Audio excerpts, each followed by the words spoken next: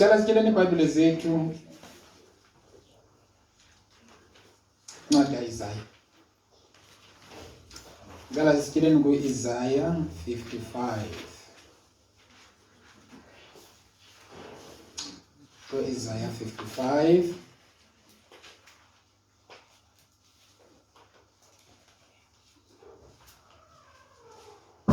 Singabe sifunda uverse 6 okwangoku nami ndisazama utyhila.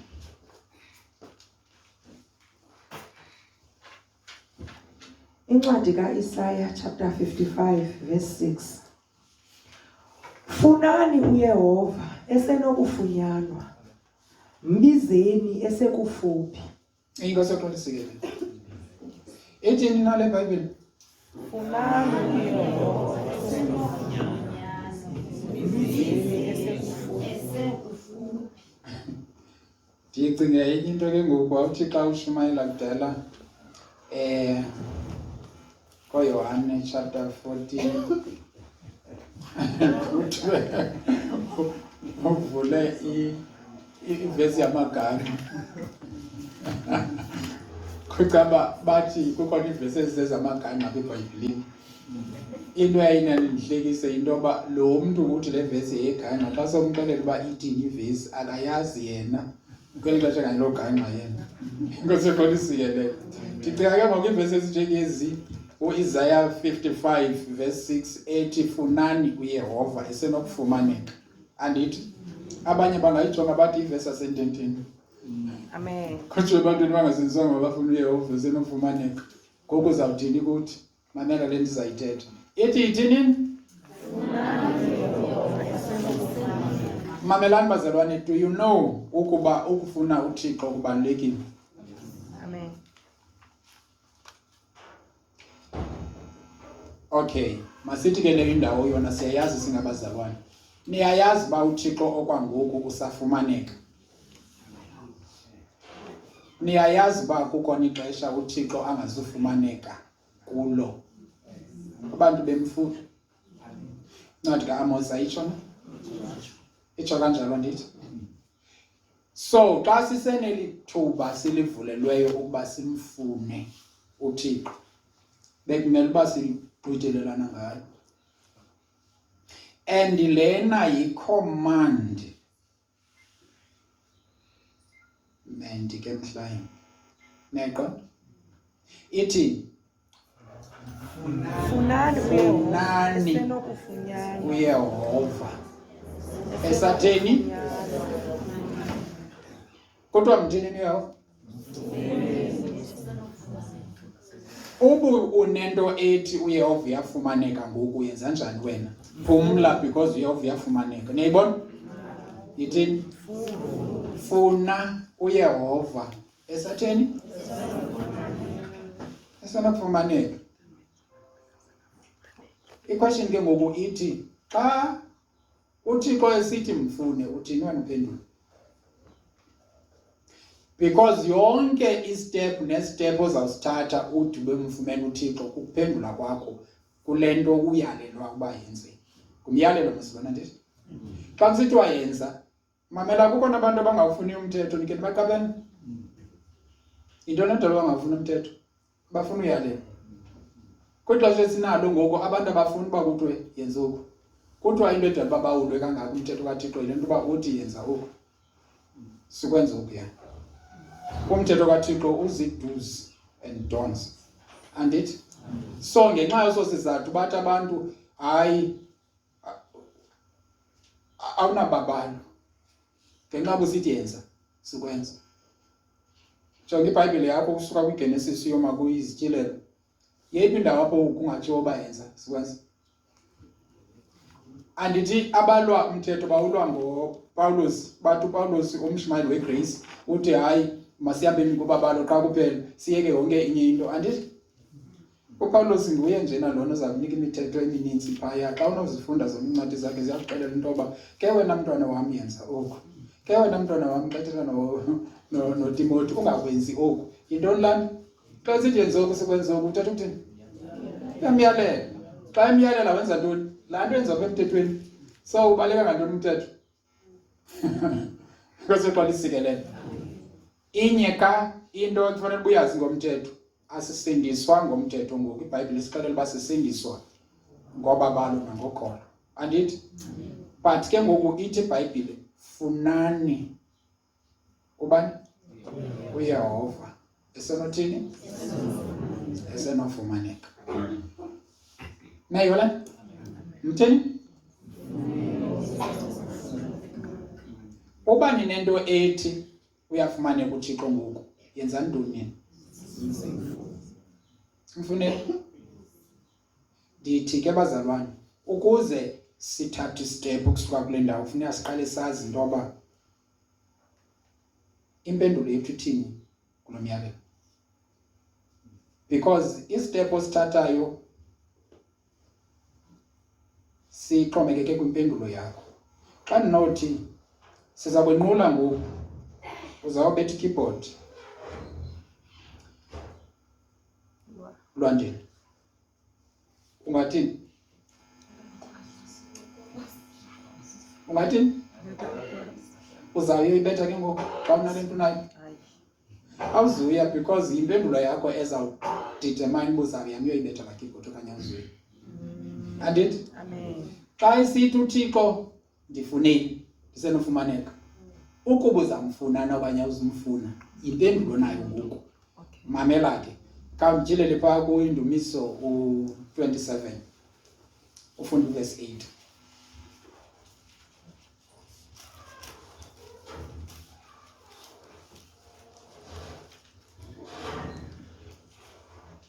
Verse 8. Inhliziyo yami ithi kuwe kweli ithuba. Inhliziyo yami ithi kuwe kweli uthi, funani ubuso bam. Ubuso bakho Yehova ndiya kubufuna. Imani kwenzeke ntoni phaa kule vesi? Kukwathethwa le nto ithethwe ku-Isaya. Andithi? Ukufuna uThixo, ufuna ubuso bukaThixo nokufuna uYehova into enye andithi? Now kuthiwe kulo mntu kuDavid, funa uYehova David. Andithi? Ithini impendulo kaDavid? Ndiyakubufuna. Ithi ke inhliziyo yami ke mna ke ithi kum kweli loba wena usithi mandikufune. Kuthiweni kuDavid? Funa uYehova. Yo, nizawuphindela nithi niyithethe nonke. Buyifunda sokwini. Kweli wena uthi funani ubuso bam. Inhliziyo yami yathi, ewe ndiyafuna ukukubona ndikhoyo. So, niyayibona zimbini, ndiyafuna ukukubona ndikhoyo. Kwelile uphendula into, andithi uyazitsho nayo uba ndiphendula le nto uyithethileyo. Yintoni into ayiphendulayo? Eli athetha ngayo uthi kweli leliphi eli? Eli lithi mandikufune mna. Inhliziyo yami ithi xa iphendula kuloo nto ithi ndiza kukufuna ubuso bakho. Ngamanye amazwi xa usithi mandenze le nto, nam ithi inhliziyo yami ndizawuyenza le nto uthi mandiyenze. Ndithi ke kulapho siqala khona isitep sokwenza nantoni uThixo akuthuma yona. Nindiva xa ndisithini? Kulapho khona siqala khona istep sokwenza nantoni nale nto uThixo akuthuma yona. Xa bazalwane bam, xa ungamameli ivele uphoxa ke kanjani mani? Nike niyiqaphele loo nto? Ndithe ithini ku-Isaya 55? Funani uYehova esatheni? Nyani mali ibiyimakethe naliyelo. Baseqalisikelela. Andiboni uba ingumkhala eyokhala yamadoda le. Mamelani ke yiyona nto ingathethi kakuhle. Mamelani ke bazalwane. Ibisithini le nto? Ingandiphoxi ke nale. Ebesithini ku-55? Funani uYehova. Ibingumyalelo lo wandithi ngoku esenofumaneka. Ithini impendulo yomntu ke ngokuthi ndizawuhamba exactly nale nto uyithethayo? Kweli lokuloba wena usithi Yehova mandifune wena, ithi inhliziyo yami, ewe ndiza kufuna ubuso bakho. Baseqalisike le. Niyayiva le? Funani uYehova. Inhliziyo yami ithi kuwe kweli uthi, funani uYehova David. Inhliziyo yami ithi kum kweli loba wena usithi mandikufune, ithi inhliziyo yami, ndiza kufuna ubuso bakho. Baseqalisike le. Niyayiva le? Funani uYehova. Do you know uba abantu bengayenzi nje into esukube beyithunywa nguThixo ngoba inhliziyo zabo zithethe enye into aziphenduli le ithethwayo ngale ndlela ithethwa ngayo? Sihle lapha ndithi ndiyanibona, niyandibona nani? Niyayazi into endiyicingayo? Ndiyayazi into eniyicingayo? Yilaa nto ke le yenza umahluko phakathi kwam nawe. Yile uyicingayo. Kuyakwazi uba kushunyayelwe athi omnye, yho, endiqala uyiva le nto, hayi, ndiyaguquka. Kuyakwazi uba kushunyayelwe athi omnye, ezimlungela leya into. Uyabona babini basendlwini enye, kuyashunyayelwa kule ndlwini, omnye kuthi ndizawuyenza, omnye uthini? Tatsha le into. Niyixabana? Xa sewubabona ke ngoku bengafani apha ebomini, uthini wena? Lo udlaphi? Wondliwaphi lona le nto enjena nje? Lo yena le nto enjena?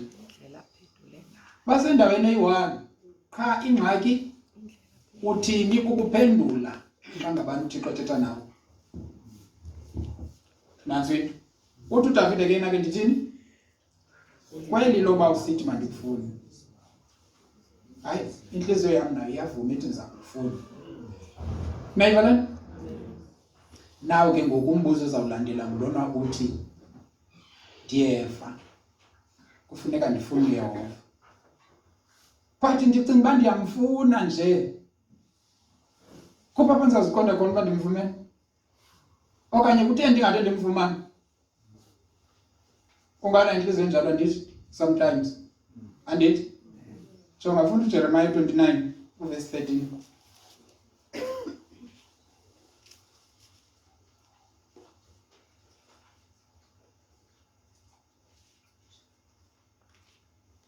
Jeremiah 29 verse 13.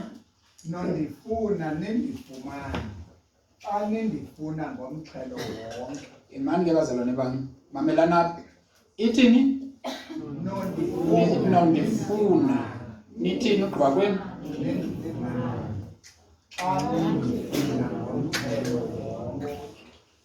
Ndithi ubusenothi uyafumaneka phofu uThixo. Ndizawuthini na ukuze ndimfumane uThixo? Kube ndicinga uba ndiyamfuna nje. Ithini ke ngoku into? Uyafumaneka okanye akafumaneki? No, kukwimpendulo kuJeremiah ethi ningabi nawari xa nithe nandifuna nicinga bafana nawo ndifuna nindifuneke nide nidinwa amehlo. No, naku ndifuna nisogqiba nithini? Uyafumaneka noba akafumaneki? Uyafumaneka. Kwabathini? Uthi xa nithe nandifuna ngenhliziyo yakho okanye yenu yonke. Yakho mandingathi yenu, niyaqonda? Ngoba kaloku abanye bazamncamathela kwabanye bathi bafana hayi noku uyamfuna nam ndizamfumana ngoku xa imfumana lo. Andithi? Niyayikabela le nto? Uyawuthini uzuthi xa ufuna uThixo umfumane? Qala umfune ngenhliziyo yakho. Nizaphendula nonke, niyaqonda? Uyawuthini uzuthi xa ufuna uThixo umfumane? Qala umfune ngenhliziyo yakho yonke. Uyawuthini uzuthi xa ufuna uThixo ungamfumani? Uyawuthini xa uzihijaga xa ufuna ngenhliziyo yakho? Uyawuthini xa ufuna uThixo ungamfumani? Xa ungafuni ngenhliziyo yakho. Xa ungamfuni ngenhliziyo yakho yonke. Uyawuthini uthi xa ufuna uThixo umfumane? Xa Umfuna ngenhliziyo yakho yonke. Niyayikabela? Amen. Uthini uzumfumana uThixo? Ube kanti umfuna ngenhliziyo yakho yonke. Niyayazi into edala uba izinto singazifumani esizifuna iba sizikhangela rongo. Ezinye sizikhangela endaweni ezingekho kuyo. Ndiyakugaranta ukuba uhambe uyokhangela into endaweni engekho kuyo awuzuyifumana, futhi subuzisokolisa nozisokolisa ukuthi kutheni ndingayifumani nje. Ndinazo izizathu zokuthi ndingayifumani. Sesi ayikho kule ndawo ikhangela kuyo. Niyaqaphela? Yile kwanqandwa abafundi bakaYesu. Oh sorry, le kwanqandwa oMaria besiya engcwabeni beyofuna bani? uYesu ongekho. uYesu otheni? Ongekho. Obhudileyo. Bemfuna phi bona? Uhlala abantu abatheni kanene engcwabeni? Uhlala abantu abafileyo? Ngoku bona babeyofuna bani? Emveni kwelunga ngalesingaphi? Lesithathu. Beyomfuna phi phofu? uYesu ebethe yena emveni kwelanga lesithathu uzabetheni uzabevukela ndithi bona boyimfuna phi kulaa ndawo abekuthiwa uzobengekho. bayofuna umuntu ebethe uzabetheni yena Uzobengekho phaa. bakhangela kuthiwa basetsha phaya ndiyabona into yoba uba kwakho izihlangu bebekhangela naphezu kwazo uba kwakhona izinto embathiswe ngazo bezivula nazo bekhangela uYesu phi Engcwabeni. zalamla ingelosi madoda zathi imani Maria ikhona into endingayiqapheliyo nifuna ntoni uyayiqonda uba befuna uYesu and bayashawuba bayathetha ngoku befunayo uba inkosi yam ndiyazi le nto uYesu ebelapha mani ebekule nto neqabe bakhangela bani uYesu phi engcwabeni ebelapha andiqondi uba ndiyaphazama lilo na baqobe naphandle hayi lilo uphi bathini mhlawumbi noba usaphumile nophuma uphi bakhangela uYesu phi phofu le nto yenziwe yakliye bethunana kuthweni ngelanga lesithathu uYesu uzabe esiphi esengcwabeni akazibe phaa engcwabeni but bamkhangela kubona endaweni erong andithi zalamla ingelosi zathini imani nifuna bani zathi bathini bona bayiphendula xa ubuza uba nifuna bani batsho bathi sifuna uYesu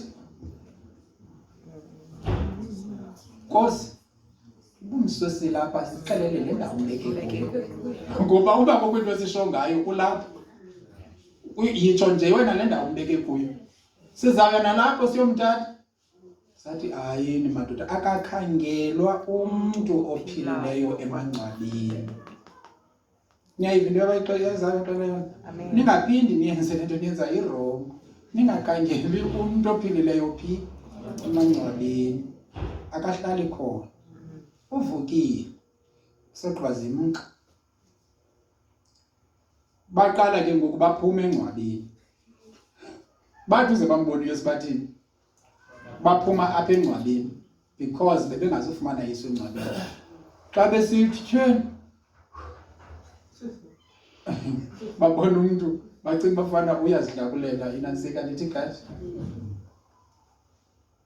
ngoku nifuna bani sifuna Yesu okay jonga abasathetha ke yonke loo nto bayithethayo nakuyo zizingelosi zinyepofu hayi ke umombekile yitshopo umbeke khona zazothi ingelosi wasike waphendula uYesu ke ngoku naye kubo wathini uYesu kaphendula Maria kwakhona bebona into yoba hayi eneneni babona bamfumene ubani bamfumene phi engcwabeni still no outside mamela ke apho bendisiya khona bendisithi number 1 xa sikule topic yethu sithi ufuna uThixo umfune satheni esenofumaneka wonderful then ithi lento ukuze uqalise uhambo lwakho lokufuna uThixo ngoba lento iluhambo niyayiva inhliziyo yakho ithini yona xa usithi wafuna uThixo ithi kweli loba usithi ke mandikufune Nkosi yam nenhliziyo yam ithi ewe ndiyaqalisa uhambo lokufuna andithi amen uthini ke ngoku Jeremiah 29 yena uthi siqaphele lento ke ekumfuneni kwenu niyeva nakumfumana only xa nimfune ngenhliziyo yenu yonke kulapho inqantsonqa ihlala khona uyamfumana uThixo wena xa mfuna ajona phansi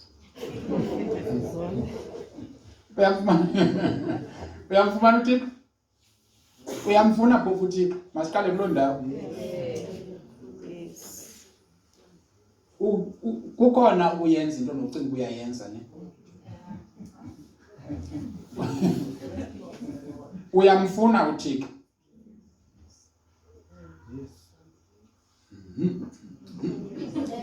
manje bazalwane bami uyamfuna uThixo ucinga uyamfuna uThixo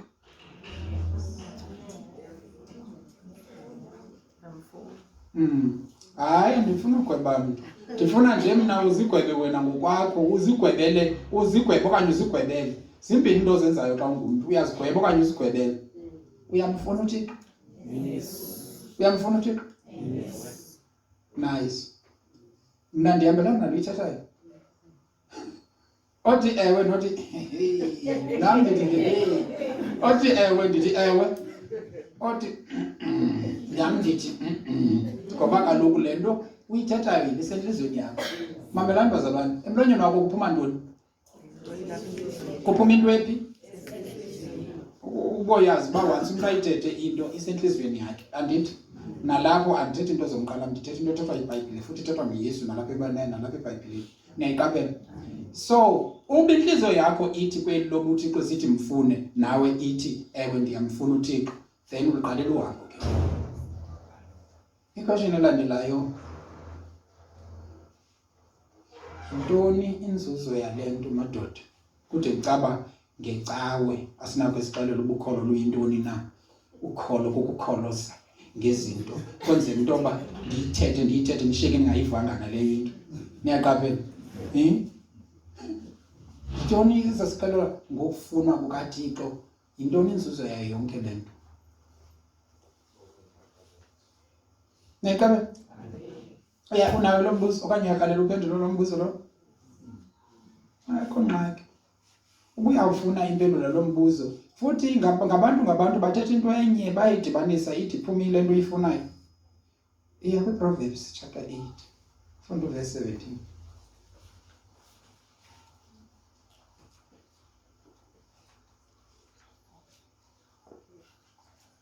Imizekeliso 8 verse 17.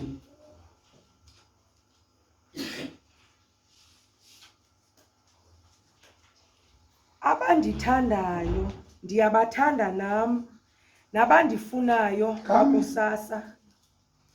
Abatheni? Abathanda nam. Ngoba nabantu abayazi bayathandwa nguThixo oqala. Sithi sithanda. Oje, khani siphakamiseni izandla zenina nithandwa nguThixo. Cha bathandwa nguThixo kodwa. Okay, asisithobile. Abathanda uThixo ke ngoku. Yimani ndivile. Ndifuna umuntu ongaphazami. Abathanda uThixo ndibabonile abathi bathandwa. Abathanda uThixo ngobaphakamisa ingqondo. Bakhona abangamthandiyo uThixo apha endlini. Bakhona abangamthandiyo uThixo. Hayi kanti members of le ndifuna uke ndingcamathele kuyo kanti. Make siphinde siyenze le exercise sorry. Abathanda uThixo mabaphakamise izandla. Okay, asisithobeni. So siyamthanda uThixo ne. Uthi ke yena ke abandithandayo nam ndiyathini? Ndiyabathanda. Esogqiba ithini ke ngoku? Futhi ndiyafumaneka kwabo bandifunayo. Uthini? Futhi ndiyafumaneka kwabatheni? Kwabandifunayo. Ingasoqalisikelela. Number 1, abandithandayo nam ndiyabathini? Ndiyabathanda. Futhi ndiyafumaneka kwabandifunayo. Izawuye ke ngokulaa question ubusithi wena kunini ndimfuna? Utheni ngathi ndizibhaqi ngathi ndimfumene nje wathi uJeremiah yena nakaloku iproblem yakho umfuna kakubi, awumfuni ngenhliziyo yakho yonke, umfuna halfway. Uyaqonda? So kamfune ngenhliziyo yakho yonke ukhangela uba akazufumaneka na. Uze ke ngoku kube seyotyhila ke ngoku ku-Isaiah 55. Sorry 45. Ufuna verse 17 phaa uba yena uzawuthini na. U-Isaiah 45 verse 17.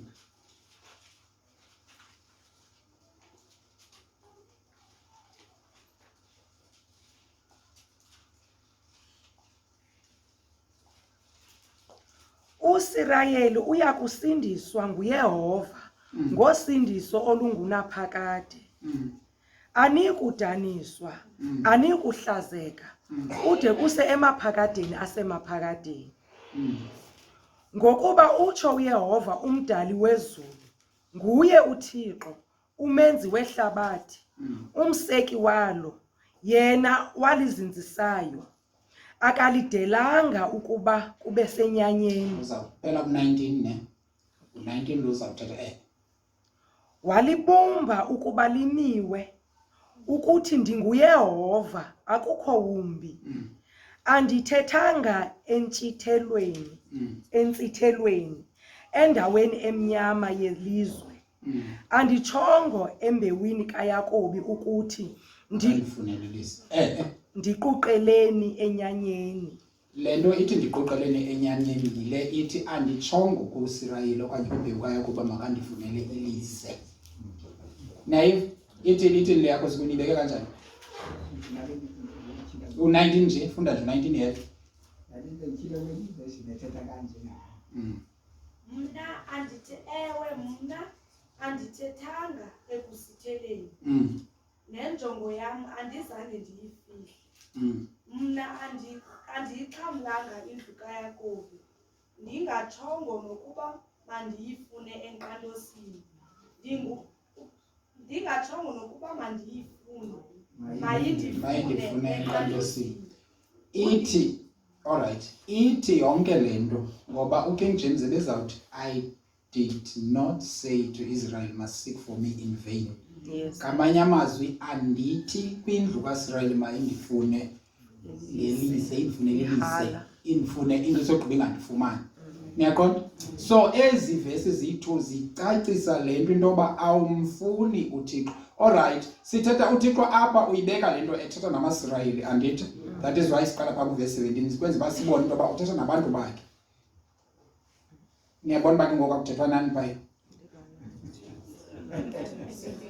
Nayiqaphela? Singabake na? Singabake.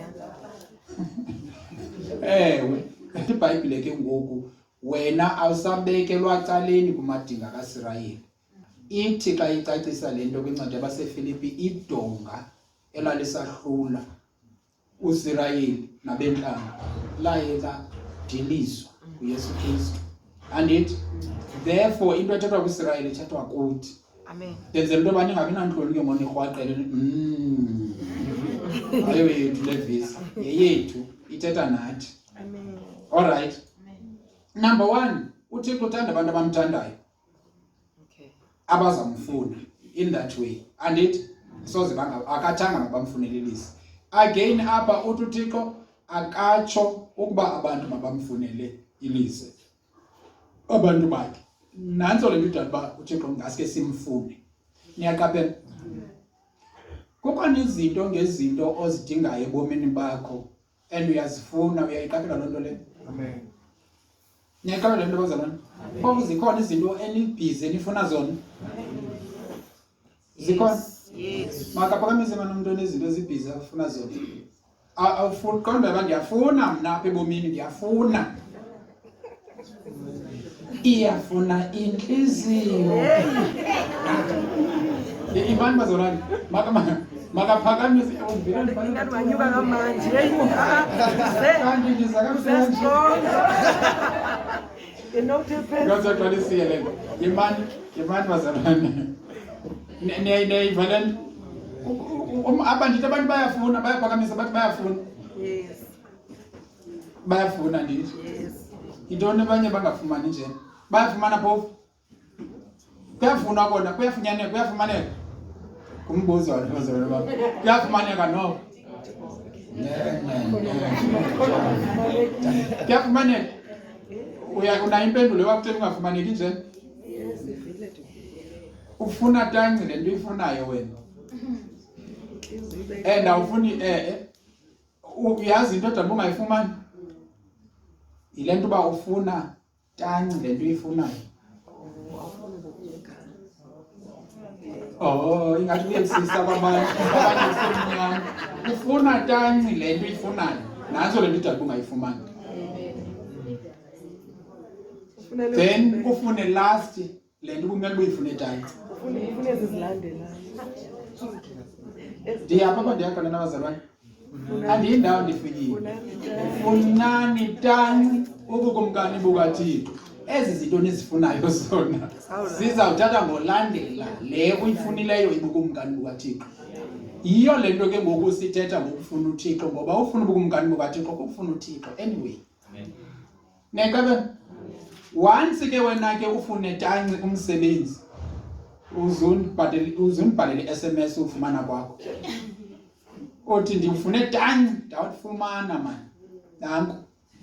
Undincede undibhalele i-SMS and WhatsApp. Okay. Ezofika kum WhatsApp. Ndibhalele i-SMS. Uthi ndifumene bendifuna wena tanci. Bese xa ndisikele. Nevelin. Uba ke wawufumana ufuna wona tanci, then iBhayibhile mayibe iyaxoka yona. Ithe funani tanci bukumkani bukaThixo. Then ezi zinto nizaziyo kakuhle uba ziyafuneka apha ebomini beni sizawungezelela. Ngoba vele ezi zinto nizazi uba ziyafuneka apha ebomini beni senizinikiwe anyway. Then into efunekayo ke ngokuba ufune lo muntu ebekunikeza ezi zinto. Kwenze uba uzotsho uzazi into yoba izikhiya zale safe zikuyo ziphi na. Uzazifumana kubani? Jonga ukunikwa into ndim.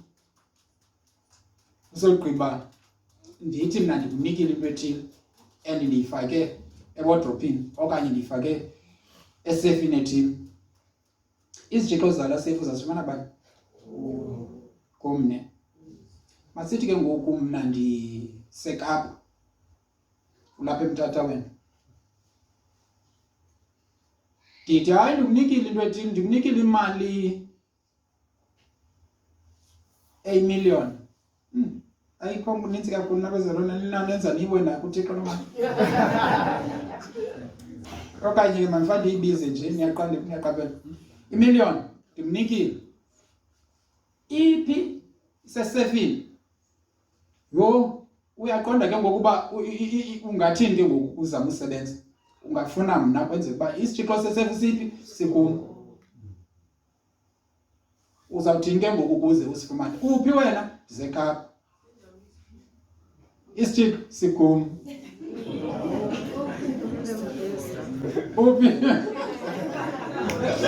Uphi wena? Ndisekhapha. Yintoni into ozawuyenza ngoku? Kwinto yonke uzawuyenza ntoni ngoku? Uzawuba busy intoni ngoku? Uzawuba busy ufuna isefu. Nofuna bani ngoku? Ndithe imali oyifunayo isesefini ufuna ntoni kum? Isikhiya zibani? So ke ngoku uzawufuna bani? Niya-understand ibithetha ukuthini xa isithi ifuna tanci? Bukumkani bukaThixo. Kungoba isitshixo sayo yonke le nto ifunayo sikubani?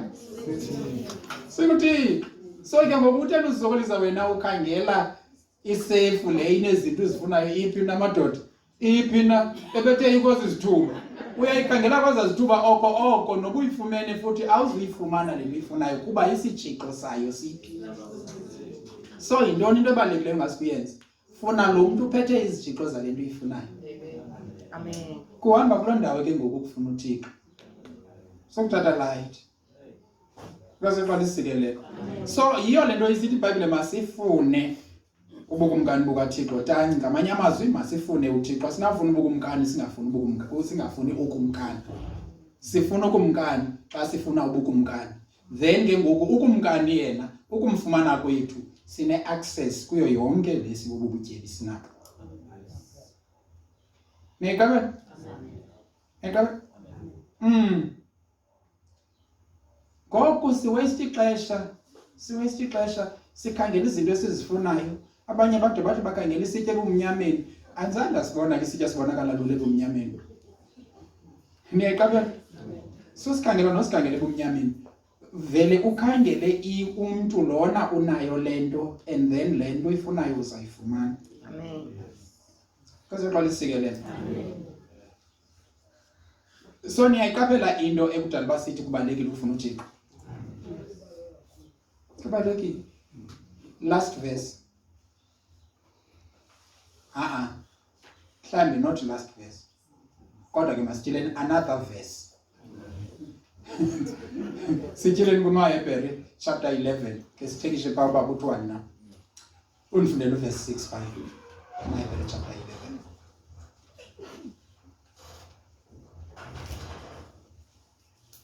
Verse 6.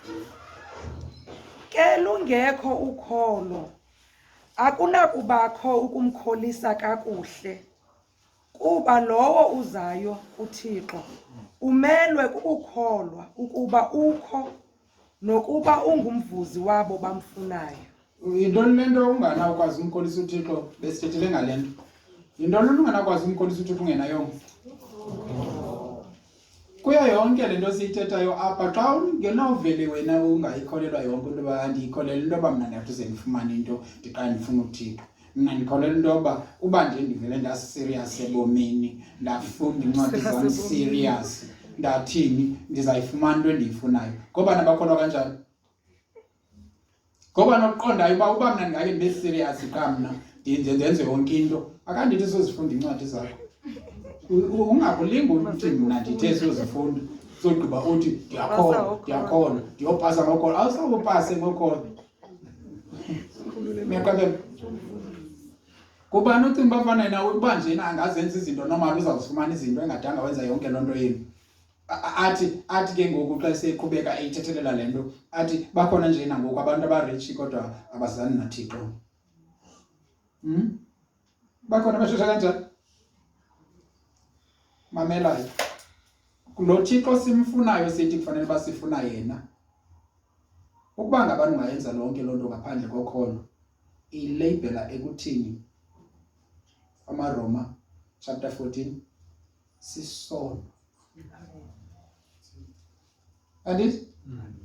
Uba ungamfuni uThixo, ubungeva uthi ufuna uThixo okanye uthi ufuna noba ewe ke ufuna into zikaThixo uzifuna ngaphandle kokholo. uThixo uthe ngake ngokuba wonela ntoni na? Ngoku wena sithi ufuna izinto zikaThixo. Ngoba nantoni na oyenza ngaphandle kokholo isisono. Andithi? Ithi ke ngoku ngaphandle kokholo akukho umanelisa uThixo. Le nto bendisithi xa ngabani sithi iBhayibhile ifuna uThixo wena uphendula uthini na? Ngoba akakuphendula kwakho kukuphendula kusuka ekholweni lakho nalo ngaphakathi. Uthini uphendula xa isithi mfuni? Ngaphandle kokholo akuzibakho umanelisa uThixo. Kuba uThixo uthanda le nto uba uthini? Qhubeka. Lungekho ke ukholo akukho kumkholisa uThixo. Kaloku wonke ubani ozayo kuye kufuneka akholwe ukuba ukho uThixo. Imake number 1. Uba uza kuThixo ukholwa ntoni? Uyayazi uba bakhona abantu abezayo kuThixo kodwa bengamkholelwa uThixo khona. Iyandibophanisa ke le ndawo kodwa isimanga injalo. Do you know uba bakhona abantu abeza kuThixo kodwa bamqondi tu uThixo khona? Uyakubabone kanjani? Ubabona ngoba bathi ngoku sebelapha kuThixo kodwa iliso labo libe lipha emhlabeni. Bathi ngoku bekhonza uThixo iliso labo libe sezinyanyeni. Bayamkholwa uba ukhona uThixo. Bayamkholwa ukhona.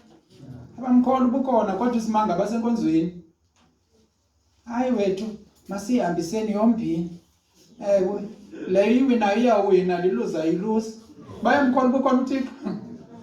Abamkholwa. Sibabona ngantoni abamkholwa? Ngendlela abenza ngayo. Ithi lo muntu akakholwa uThixo ukhona le. Nayiva le? Amen. Yeyi incinci le ndiyithethayo. Ngoba nithi xa niva ingathi ndithetha njengabantu abazicawelayo. Bakhona abantu abathi basindisiwe abangamkholwayo uThixo ukhona.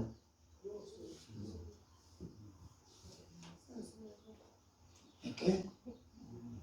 Ndiyakuthanda ukumbombozela, ndiwuvayo. Ikweshini ithi usenziwe nalo mntu, usenziwe. Yewethu, uThixo uyakwazi ukuyalela umntu athi, yima xa ukholelwa uba ndikhona, ungangayenzi into endithi yenze. Xa ukholwa uba ndikhona, makuthiwe mhlawumbe ndilapha. Ndikhona, ndim. Make kuthiwe ke ngoku ndim umntu onegunya. Nje for namhlanje ngeva. Xa ndisithi yenza into ethile ungangayenzi ukholwa uba ndikhona apha endlini. Ndingathi ndisithi yenza into ethile ngendlela ethile uyenze ngale uthanda ngayo kanti uyandikholwa uba ndikhona. Yintoni edala uba uThixo athi into mayenziwe kanje abantu bayenze ngale ndlela abathanda ngayo nothi ngale uThixo athi mabenze ngayo? Into abakholwa yonke le nto uThixo ukhona. Nina ningaze nothuke kukhona abantu mamelani bazalwane ndizamyeka mna ngoku nize niqiniseke uba ndizamyeka. Inkosi exolisike lena. andinawudiphele i-hour ndisathetha le nto. Mamelani, kukhona abantu abangamkholwayo uThixo ukhona. Niyandiva? Bakhona even kubantu abathi basindiswe bangamkholwayo uThixo ukhona. Sibabona ngokuba uThixo sithi makwenziwe into ethile babe besenza le. Ibe wese athi uThixo owenze ngale ndlela ndiza kumpanisha kodwa baqhubeke bayenze. Ungandixelela uba uyamkholwa uba ukhona umntu xa esithi ukuba ngabana uzakwenza ngalena indlela, ndiza kukufanishela ukwenza loo nto, uqhubeke uyenze loo nto leyo. Uyandikholwa uba ndiya-exist? Okanye undithatha serious? Andithatha serious, awuyiqondi uba le nto ndithetha yona. Bangaphi abantu abenza izinto ngale ndlela inxamnye nale yathi uThixo mabazenze ngayo? Ndibuza kwiKristendom, that is kubantu abazibiza ngokusindiswa. Bangaphi? Bangaphi abantu abanensindiso? Andithi nina into ecinga bafana insindiso zininzi? Yintoni le nto ide yathatha abantu bazofika ekucingeni into yoba hayi umntu ukholwa ngaloo ndlela akholwa ngayo? Anike nizime iintetho ezitshoyo. Umntu ukholwa ngaloo ndlela akholwa ngayo. Sigweba abantu.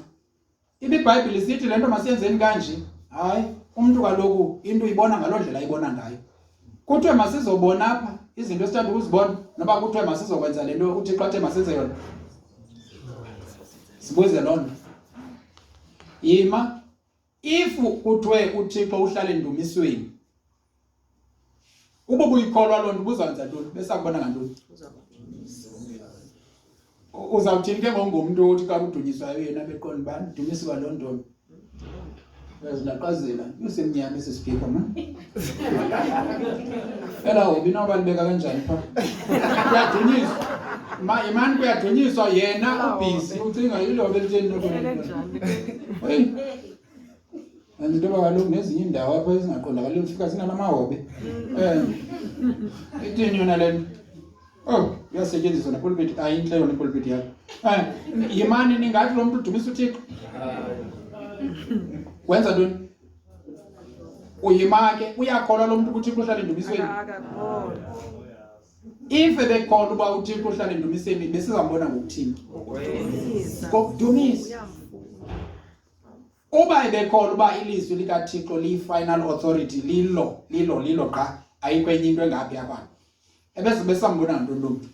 Besizambona ngoba ebezawuthi ufuna ukwazi ilizwi likaThixo ngaphezu kwezinto zonke benozazi. Simazi kanjani umntu ofuna uThixo? Amen. Umntu ke ngoku othi usindisiwe kodwa uba ngabuza le nto akhohlele xa ubuza uba ithini ivesi ethini ikonto ithina le nto kodwa yile ayithethwa nguLandile wethu le vesi ndiyayikhumbula mane itsho esithina wena. Uyaqonda? Singathi lo mntu lona uyakholwa into bilizwi likaThixo li-final authority? Senzithi uba lilo linegunya. Sibabona kanje ke abantu abathi bayakholwa kodwa isimanga abakholwa. Inganethusi le nto ndiyithethayo, incwadi kaYakobi ithi kukhona abantu abanokholo lwedemoni.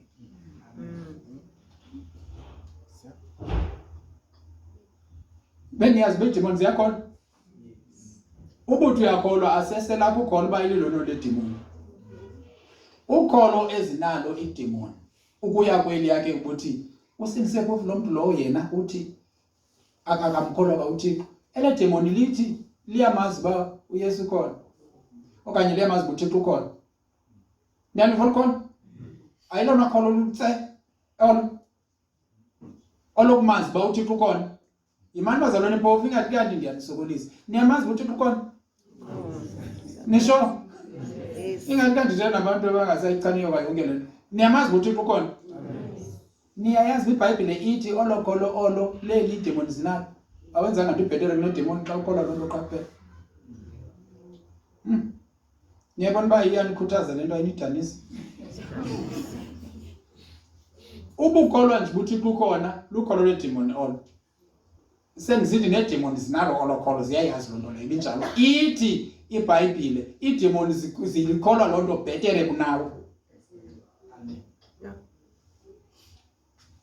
Imani bazalwane ithi ziyikholwa loo nto bhetere kunawe. Yintoni into yoba ndithi ithi ziyikholwa bhetere kunawe? into yoba zona zivele zoyike zigubhe xa yho uThixo ukhona Nkosi yami sizawutsha ngenye imini iidemoni zitsho xa zidinga ngobukho bukaThixo wena uthini uThixo ukhona wethu khange yaba nenceba akanawude be-serious kakhulu ngoba ukholwa bhetere kuThixo lo uthi ukholwa kwakhe angcangcazele esithi yeyi kanene sezasibeka engxakini le nto kaThixo nalo ukholwayo nje yasegqiba athi hayi wethu just understand Grace. ngophi onokholo olubhetere kunom andithi lo utangcangcazele it means ukholwa serious ukuthi ukhona yho ndifuna bazalwane wonke umuntu ayele ukholweni lakhe apho ndivizitele ukuba sivizitele khona make sivizitele le area kuthiwa lukholo ndiyabona sibahle mani kwi-area yokuvuya mani yokupetsula njengamathole uyayiqaphela siyakwazi ujika-jika futhi ke sushuma nalo kadeteo ulake kwathiwa mamujekulo yonke apha mntu ungayaziyo leyo into yona yaqaphela so andinakwashena ndicingi ndibe ndishumayela noshumayela ngalooba ndiyayazi into yoba bapefekte Okay. ndifuna le ithi ibhayibhile ithi siyakujekula njengamathole niyaqaphela bazalwane but uba sijebulanga njengamathole asilahlekelwanga yinto but leyo kholo yona ithi ukuba singazi singabi nalo sinobutshaba noThixo so it means i-serious lena indaba yokholo ngoba ithi soze simenelise uThixo nivile uchapter 11 uncwadi yamaHebhere ukuba ngabana singangabi nalo ukholo soze simenelise uThixo imani bazalwane into le nto iwarisha uThixo uba sinakholo ke siyamazi bukhona nje uwarishwa yintoni uwarishwa yinto yokuba sizawusebenzisa igama lakhe sifuna izinto sithandazela izinto zingenzeki bengathi uThixo uyabaqhatha abantu xa esithi izinto zizakwenzeka sishumayela ntoni ke ngoku sishumayela into yoba le nto kuthiwa yenzeke eBhayibhileni ayenzeki siyishumayela sithule azibaba sandiva na uba ngabana ufuna izinto zenzeke ebomini bakho uthandazela into yoba makulunge makuthini and yet akulungi just because awukholwa ushumayela ivangeli engenye ngoThixo Amen. sobe sizone until abantu bamazi uThixo ngokholo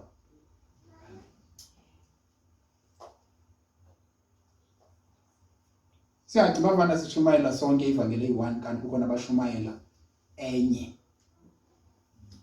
ngongakholwa because ivangeli ongakholwa ikhupha yenza uba abe ngathi uThixo akho yakhe singashumayela ebantwini sithi uThixo akho yakhe asinako so ke ngoku ngaphandle kokholo akukho ukumenelisa uThixo Amen. loo nto kufuneka uyibambe serious besiselapho andithi Yes. qhubekayo yho ndenze into ngapha ko-verse by verse ndenze word iqhubeka ke Verse 7. Okay, ngicela uphinde usise. ubusagqibezela u-6 Okay. Lungekho ke ukholo akukho ukumkholisa uThixo. Kaloku wonke ubani ozayo kuye kufuneka akholwe ukuba ukho uThixo. Yaye uyabavuza abo bamlangazelelayo. zimbini izinto kufuneka uzikholwe xa usiza kuThixo yeyiphi yokuqala Ukholo. ithi neyokuqala uThixo. mamelani ke ndibona kwa bangathethiyo phinde ufunde uthi xa Kaloku- ufunda uthathe noba ungathatha le mayiki yelo iza kufanela wena Kaloku wonke ubani ozayo kuye kufuneka akholwe ukuba ukho uThixo. intoni yokuqala ekufuneka umntu oza kuthi xa ikholelwe ukuba uThixo ukhona imani bazalwane yinto kuthiwe ke ngaphandle kolukholo awuzimenelisa uThixo nivile loo ndawo ngaphandle kokholo awuzimenelisa uThixo kufuneka xa usiza kuThixo umkholelo uba number 1 uThixo utheni funeka ukhole ukuthi uThixo utheni ukhona uyikhole bhetere kunedemoni that means utsibe kulanto ikwenza uba ubhubhe xa uyiqonda uba ukhona. Ukuyikholwa bhetere kunedimoni kokuba ungancancazeli njena kuba uyazi uba ngaphandle kwamatandabuzo ukhona uThixo. Utsibe ngapha kwaloo nto uye kwenye into esupernatural yokumazi ukuthi ukhona. Nayi? Amen. Ufuneka ukhona uba uThixo ukhona. Iyabona ke imani bazalwane sendizayithetha ayisuka ndiyathetha ngoku into ingabe ndisithi sendizawuthini andizazi uba ndizawuthini. Mamelani. Kufuneka ukhona uba uThixo ukhona ne? Amen. Umkholo uba uThixo utheni? Ukhona. Xa sewumkholo uba uThixo ukhona uthi kwisetting enjena sikhona singabazalwane ubusazi uba ukhona uThixo apha. Ngiyandiva? Uphume uye kwenye indawo masithi mhlawumbi uphume noba uye ebathroom noba uyephi na uthi uphaya ubusazi uba utheni uThixo? Ukhona uThixo apha. Uhambe ugoduka uye ekhaya uthi xa ufika ekhaya xa ungena endlini ulaqazi ubusazi uba ukhona uThixo apha. Uthi noba sewuyongena kweyakho ndlu uzawulala phambi kobulali ube nento ethi ukhona uThixo apha. Nimkhola ngaloo ndlela uThixo?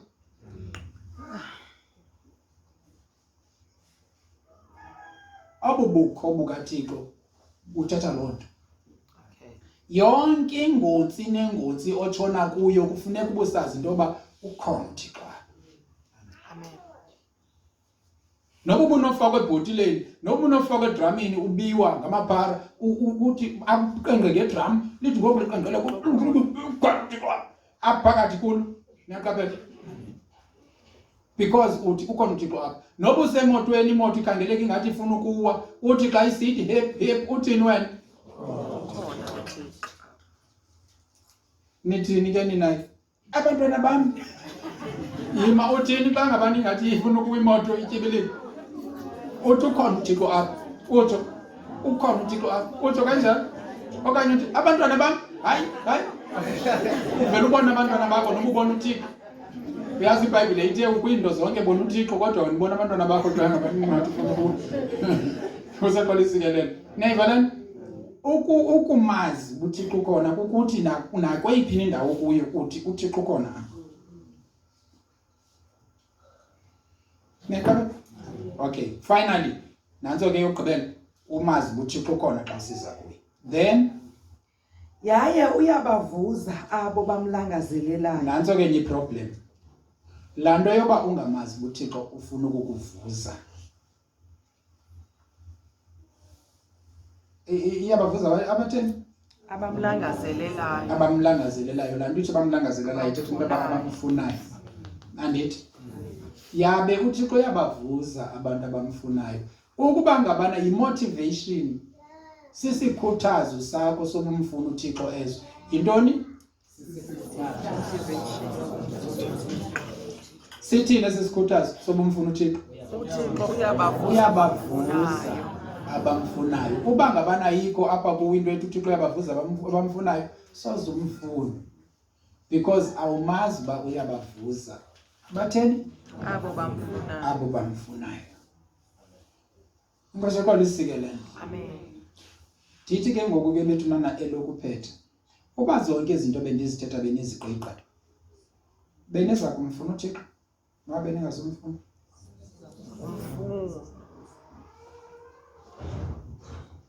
Xa sithetha serious ngendima yokufuna uThixo, asikabikho serious. Xa sizama uba serious ngendima yokufuna uThixo sithetha ngozo ndawo. I-introduction yokufuna uThixo. I-introduction le. Niyaqaphela? Yomuntu ozawufuna uThixo. Uqala kule ndawo. If kungathi kanti uyajika ngoku uthi ndifuna umfuna uThixo, uyaqala kwezi ndawo, kwezi area. Then ke ngokubomi bakho buzavele butshintshe. Completely. Uzibone zonke into ubukade ungaziboni, avuleke namehlo la wakho. Zivuleke nendlebe eziqalise uva ngendlela ubukade ungavi ngayo, ungeva into ezirongo. Sive ezikaThixo izinto. Amen.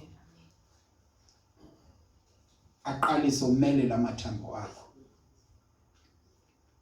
Yandi? Amen. Phila inyama yakho. ngoba kuphile umphefumlo wakho. Umphefumlo uphila only xa ufumene uThixo, ngoba umphefumlo wona ipart kumele izukise uThixo kakhulu. Awuzumzukisa ke ungamazi. Niyazivana izinto bazalwane, niyaziqiqa. Itheni kuNdumiso 27:8, xa usithi ke Nkosi yam mandikufune, kweli loba usithi mandikufune, ithi inhliziyo yam. Ithi inhliziyo yam imani. Wonke umuntu oneBhayibhile ndicela atyhile Indumiso 27 afunde uverse 8. Sigqibile ke ngoku, andizumcacisa bese ndimcacisile. Xa ndifuna nimfunde. Indumiso 27 verse 8.